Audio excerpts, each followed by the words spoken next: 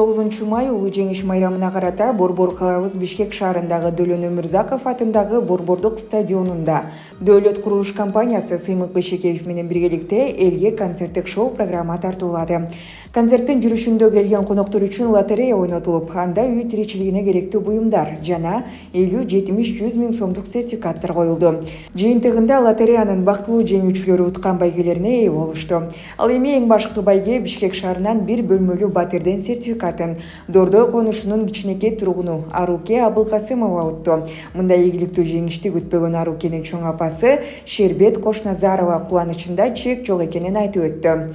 Жалпысынан концертте ойнотулган лотереялык билеттер ачык айкын өткөнүн эл өзү баамдады.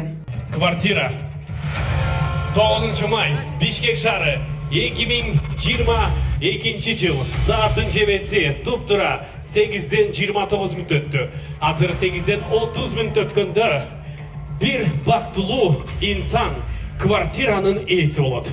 Ал ким болот десеңиздер, аны бир гана Кудай билет. Токтодот көрдүңүздөр, бүт билеттер кандай аралашты. Эмесе атын ким? Сайынкал. Алгач мындай кылбайлы. Бардыгы калыс ачык өтүп атканда көп болуп атасыздар да. Эгерде ишенип атам дегендер бир катуура кол чаап коюңуздар. Мынакей. Жалпы элдин ишеничи камерага крупный план. Көрүнүп ата көрмөй атам, мен бир окуп коюн, аксакалдар мага жакыныраак келиңиздер. Абылкасымова Аруке! Абылкасымова Аруке! Квартира ээси түркүрөгө болчолар! Урматтуу көрүүчүлөр, туура болду, көзүңүздөр көп болдуңуздар, Биз мына бул жакта турдук.